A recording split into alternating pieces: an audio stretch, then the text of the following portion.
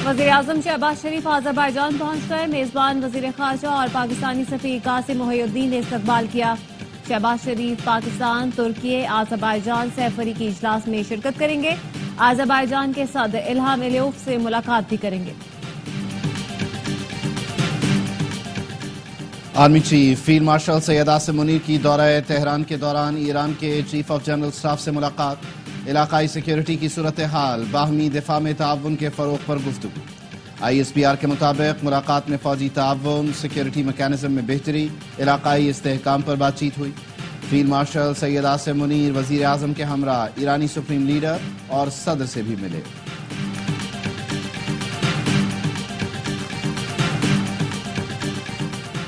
और ज़िलहज का चांद देखने के लिए मरकजी रोयत हिलाल कमेटी का इजलास इस्लामाबाद में जारी। चांद की रोयत के हवाले से ऐलान मरकजी रोयत हिलाल कमेटी करेगी। स्पार्को के मुताबिक आज चांद नजर आने के इम्कानात न होने के बराबर हैं। सऊदी अरब में ज़िलहज का चांद देखने के लिए इजलास आज होगा। काली घटाएं, तेज हवाएं और बरसात। इस्लामाबाद समेत मुल्क के कई शहरों में फिर तूफानी हवाएं चल पड़ी। इस्लामाबाद के गाजी टाउन समेत कई इलाकों में मूसलाधार बारिश और ज़ालाबारी। तूफानी हवाओं से बिलबोर्ड गिर गए। मुजफ्फराबाद में क्लाउड बर्स्ट के बाद सैलाबी सूरत हाल। बलगरा नाले में तुग़यानी आ गई, मुतादिद घर तबाह हो गए। खैबर पख्तूनख्वा के मुख्तलिफ अजला में भी बादल बरस पड़े। स्वात, दीरबाला, चित्राल, मलाकंड में तेज आंधी और बारिश। बटखेला में साइन बोर्ड और बिलबोर्ड गिर गए। पेशावर शहर और गिरदोनवाह में भी बारिश से गर्मी का जोर टूट गया। क्वेटा और गिरदोनवाह में गर्दालू तेज हवाएं चलने लगी। कराची में तूफानी बारिश की पेशगोई के बाद KPT का अलर्ट जारी।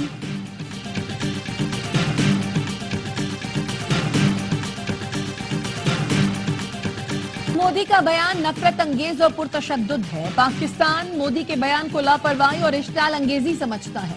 भारतीय वजीर आजम के बयान पर वजारत खारजा का रद्द अमल। तर्जुमान दफ्तर खारजा का कहना है पाकिस्तान अपनी सालमियत, खुद मुख्तारी के लिए किसी भी खतरे का मुकाबला करेगा। आलमी बरादरी को भारत की बयानबाजी का नोटिस लेना चाहिए। भारत की बयानबाजी से खत्ते के अमन इस्तेहकाम को नुकसान पहुंचता है। मोदी के बयान का मकसद जोग्राफियाई तब्दीली और मकबूजा कश्मीर में इंसानी हुकूक की खिलाफ वर्जियों से तवज्जो हटाना है। भारत को अपने मुल्क के अंदर इंतहा पसंदी पर गौर करना चाहिए।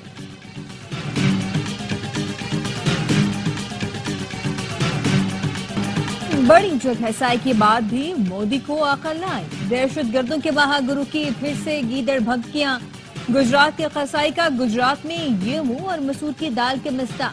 अनोखा खिताब, ख्याली पुलाव पका डाला। कहा पाकिस्तान से आतंक खत्म करने पाकिस्तान के नौजवानों को आगे आना होगा।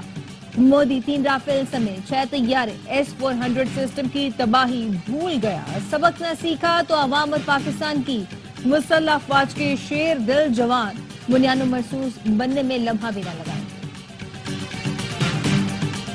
अमन के दुश्मन नरेंद्र मोदी की पाकिस्तानी नौजवानों को खुली धमकी। नौजवानों का मोदी को मुंह तोड़ और दो टोक जवाब। कहा मोदी का दिमाग खराब हो गया है, वो अहमकाना बातें कर रहा है। इसने पहले पुलवामा और अब पहलगाम का ड्रामा रचाया। ये सिर्फ वोट लेने के हरबे हैं। पाकिस्तानी नौजवान किसी से डरने वाले नहीं।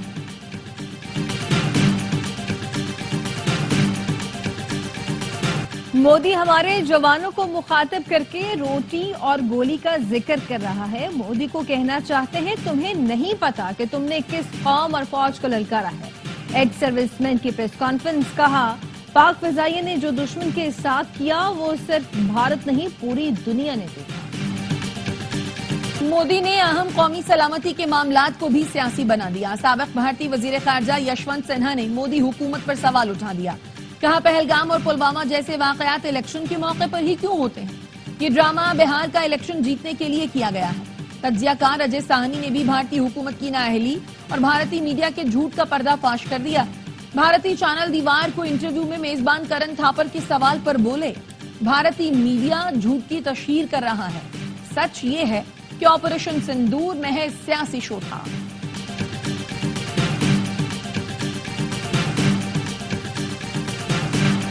भारत में ओपोजिशन लीडर राहुल गांधी ने मोदी की खारजा पॉलिसी को मुकम्मल तौर पर नाकाम करार दे दिया। सोशल मीडिया पोस्ट में लिखा पाकिस्तान के खिलाफ किसी मुल्क ने भारत का साथ नहीं दिया।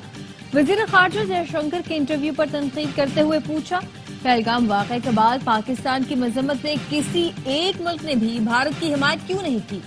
امریکی صدر کو سازش کے لیے کس نے کہا؟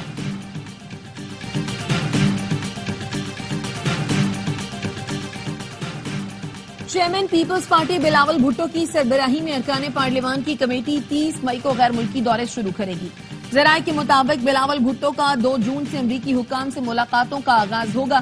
امریکی حکام کو پاک بھارت کشیدگی پر پاکستانی موقف پر بریفنگ دی جائے گی۔ بھارت کی ڈس انفارمیشن سے آگاہ کیا جائے گا۔ کمیٹی 9 جون کو امریکہ سے برطانیہ روانہ ہوگی۔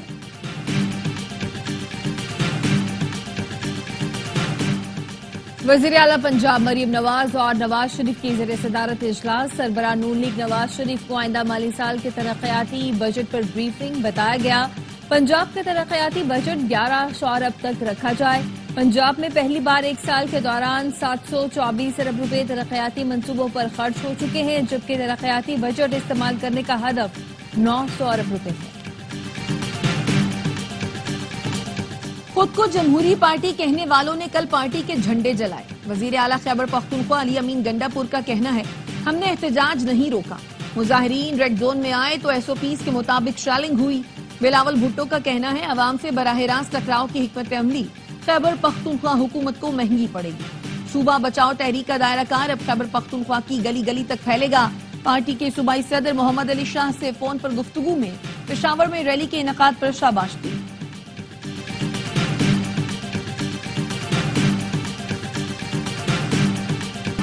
بانی پی ٹی آئی سے 2 بہنوں کی ملاقات، عظمیٰ اور نورین خان نے 40 منٹ طویل ملاقات کی۔ بانی پی ٹی آئی سے وکلا کی ملاقات بھی ہوئی۔ بانی اور بشرا بی بی کے لیے 2 روم کھولے، پھل اور کپڑے اڈیالہ پہنچا دیے گئے۔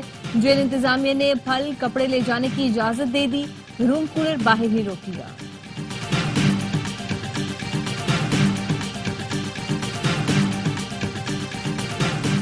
سی ای او کے الیکٹرک کو قومی اسمبلی کی قائمہ کمیٹی کے اجلاس سے باہر نکال دیا گیا۔ ارکان نے مونا سلوی کی معذرت مسترد کر دی، مزید سننے سے بھی انکار۔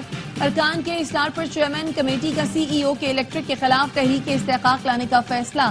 سی ای او کے الیکٹرک نے اجلاس میں کراچی چیمبر کے نمائندے کو زوم پر بلانے پر اعتراض کرتے ہوئے کہا تھا، انہیں زوم کی سہولت دی، مجھے کراچی سے کیوں بلایا؟ کمیٹی ارکان کا مونا سلوی پر برہمی کا اظہار۔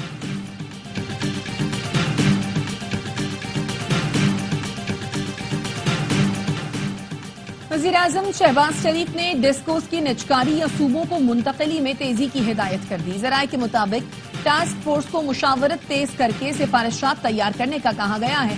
پاور ڈویژن کا کہنا ہے، پہلے مرحلے میں آئسکو، گیپکو اور فیسکو کی نجکاری مکمل ہوگی۔ تینوں کے نقصانات دیگر کمپنیوں کے مقابلے میں کم ہیں۔ وزیر داخلہ محسن نقوی کی دورہ ایران میں مرشد آمد۔ صبح خراسان کے گورنر جنرل نے وزیر داخلہ کا خیر مقدم کیا۔ محسن نقوی کی حضرت امام رضا کے روضے پر حاضری، امن و سلامتی، ترقی و خوشحالی اور خطے میں استحکام کے لیے دعا کی۔ وزیر داخلہ نے کہا، پاکستان اور ایران زائرین کے لیے مل کر اقدامات کریں گے۔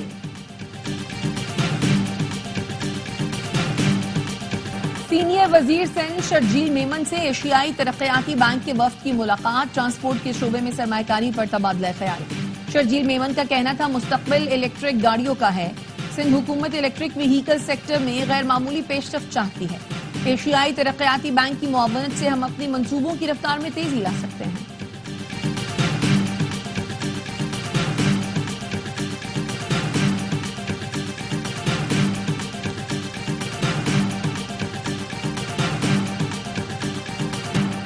پنجاب میں ٹریفک قوانین کی خلاف ورزی پر جرمانہ 10 گنا تک بڑھانے کا فیصلہ، کم عمر بچوں کی ڈرائیونگ پر والد ذمہ دار قرار، مقدمہ درج ہوگا۔ ون وہیلنگ یا خطرناک ڈرائیونگ پر بھی پرچہ کٹے گا۔ وزیر اعلیٰ پنجاب مریم نواز کی زیر صدارت اجلاس، ٹریفک پولیس کو جدید پیٹرول وہیکل اور آلات دینے کی منظوری دے دی گئی۔ مریم نواز نے کہا، ٹریفک نظام میں بہتری نظر نہیں آ رہی، ٹھوس اور پائیدار اقدامات کرنے ہوں گے۔ شہر کی سڑکوں پر ٹریفک صورتحال کا جائزہ خود لیتی۔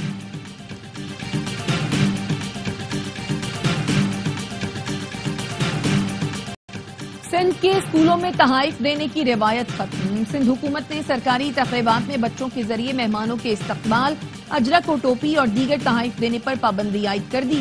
نوٹیفیکیشن کے مطابق احکامات کی خلاف ورزی پر سخت کارروائی کی جائے گی۔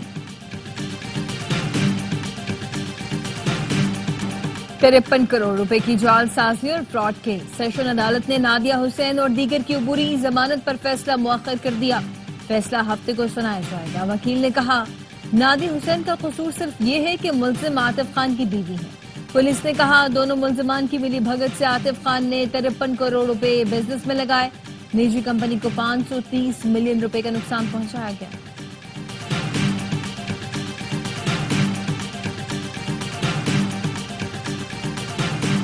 جی سندھ نے مورو میں قوم پرست تنظیم کے احتجاج، ہنگامہ آرائی اور جلاؤ گھیراؤ کی تحقیقات کے لیے کمیٹی بنا دی۔ D I G west Irfan Baloch سربراہ مقرر۔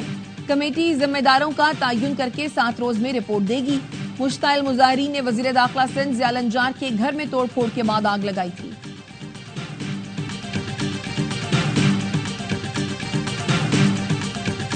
وسطی غزہ میں اسرائیلی بمباری کے بعد اسکول میں قائم کیمپ میں آگ لگ گئی۔ ایک معصوم بچی جان بچانے کے لیے دوڑتی رہی۔ بچی کا پورا خاندان حملے میں شہید ہو چکا تھا۔ اقوام متحدہ کی انسانی حقوق کونسل کی ماہر فرانسسکا نے بھی بچی کی ویڈیو شیئر کی اور لکھا ہمیں یہ قتل عام روکنا ہوگا۔ اس طرح بچوں کو جلتے ہوئے دیکھنا تباہ کن ہے۔ امید ہے فلسطینی ہمیں معاف کر دیں گے۔ اسرائیلی بمباری میں 24 گھنٹے کے دوران 81 فلسطینی شہید۔ اسرائیلی مظالم کے خلاف ٹوکیو میں اسرائیلی سفارت خانے کے باہر احتجاج۔ ناروے میں مظاہرین نے وزارت خزانہ کے دفتر پر قبضہ کر لیا۔ سیول میں بھی ریلی نکالی گئی۔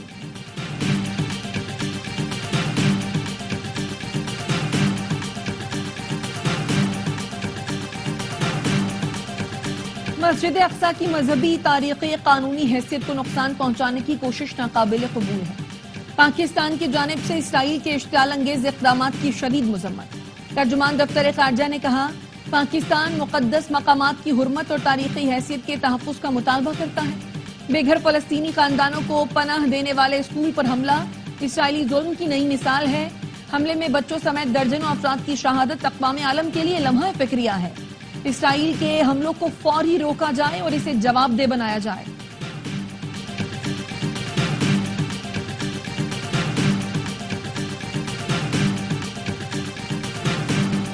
پی ایس ایل کے بعد پاک بنگلہ دیش سیریز کے لیے سجے گا میدان۔ 3 میچوں کی T20 سیریز کے لیے دونوں ٹیموں کی تیاریاں۔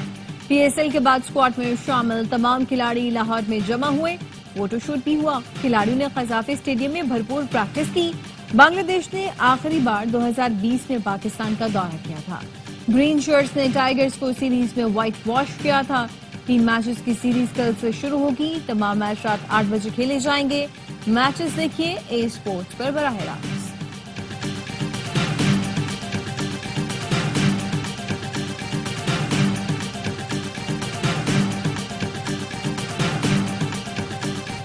امریکہ میں پاکستان کے نوجوان کھلاڑی کی کامیابی۔ سہرش علی نے U S junior gold circuit squash کا ٹائٹل جیت لیا۔ فائنل میں اپنی بہن ماہنور علی کو سخت مقابلے میں 3-2 سے شکست دی۔ فتح پر سہرش نے کیریئر کا 70واں گولڈ میڈل حاصل کیا۔ اور شہر شہر قربانی کے جانوروں کی خریداری، کسی کو بیل کی تلاش تو کوئی بکرے کا متلاشی۔ مویشی منڈیوں میں جانوروں کی آرائش کے سامان کی فروخت، پھولوں کی لڑیاں، گجرے، جھانجر، مالائیں خریداروں کی توجہ کا مرکز بن گئیں۔